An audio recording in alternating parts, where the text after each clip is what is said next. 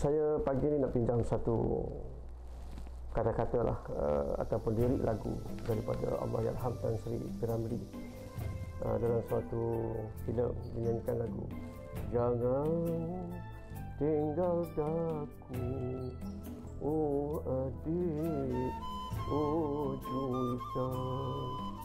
Kau macam tu lah, suara tak sedap. Suara bukan suara P.Ramlee. Yang kata Allahyarham tadi, jangan tinggalkanku.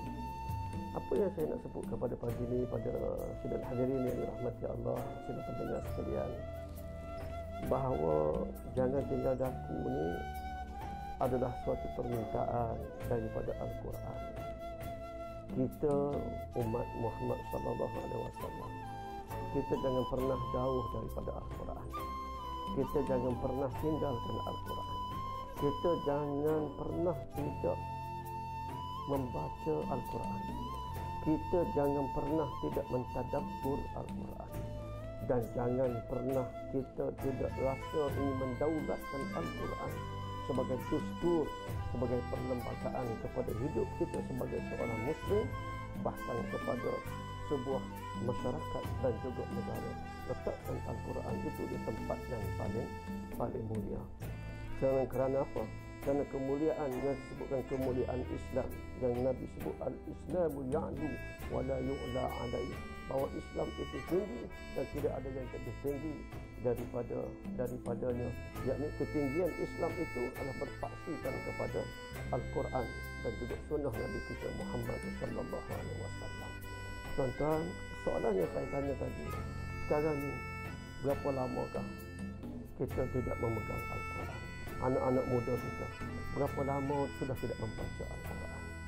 Al-Quran ini merupakan kalam Allah yang diturunkan secara berperingkat daripada Allah, menurunkannya kepada Lauh Mahfuz, daripada Lauh Mahfuz diturunkan ke Baitul Izzah, diturunkan di langit dunia, daripada langit dunia diturunkan kepada Nabi kita Muhammad sallallahu alaihi wasallam, sedikit demi sedikit melalui perantaraan Nabi, melalui perantaraan Jibril alaihi wassalam.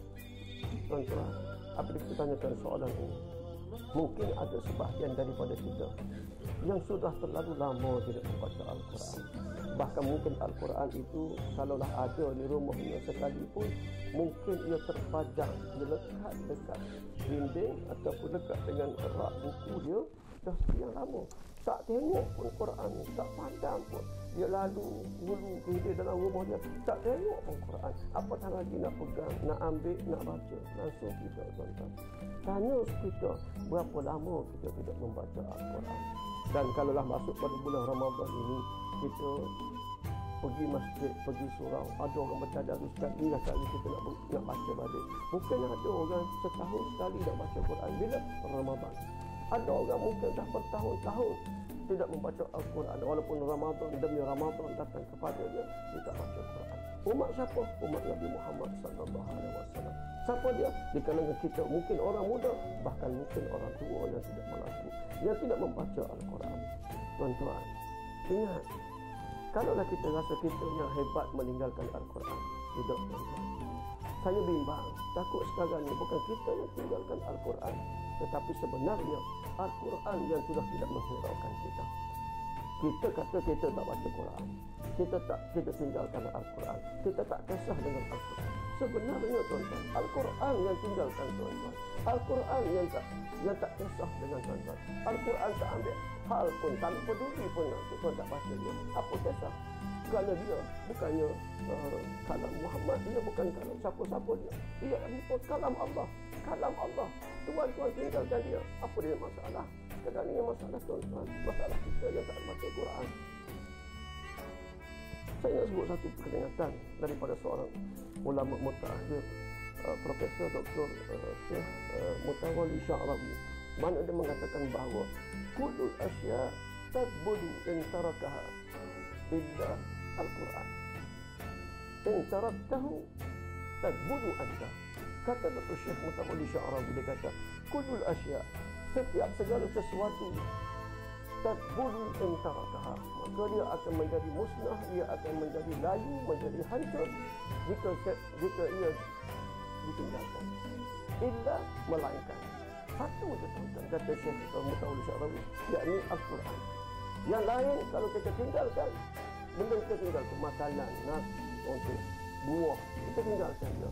Lama-lama dia akan rosak, dia akan hancur, dia akan layu. Benda yang kita tinggal, TV tinggal lama, boleh rosak tuan-tuan.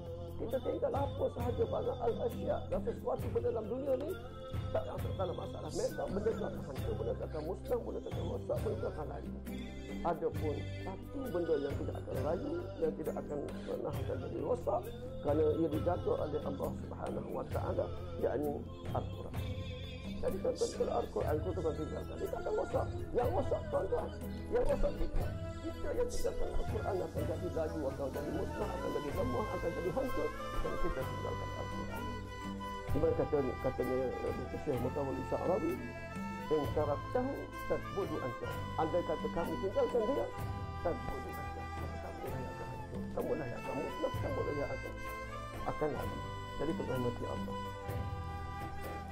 Bagi kita umat Nabi Muhammad SAW yang kita masuk pada bulan Ramadan ini, sebagaimana Al-Quran kita tahu ia diturunkan pada bulan Ramadan, dan maka ambillah kesempatan bulan Ramadan ini untuk kita memperbanyakkan bacaan Al-Quran.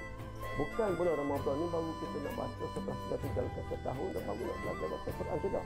Sepatutnya setahun ini kita sudah baca Al-Quran. Kita dah belajar Al-Quran. Kita betulkan bacaannya, kita betulkan tajwidnya, makhrajnya dan seumpamanya. Masuk Ramadan, kita baca bertadarus kalau lancar. Semua sekali. Oh, lancar. Alhamdulillah. Barulah jadi umat yang terbaik, umat Nabi Muhammad SAW yang sentiasa setia istiqamah bersama dengan Al-Quran. Jadi tuan-tuan, ambil kesempatan bersama dengan Al-Quran, insya-Allah. Wallahu a'lam.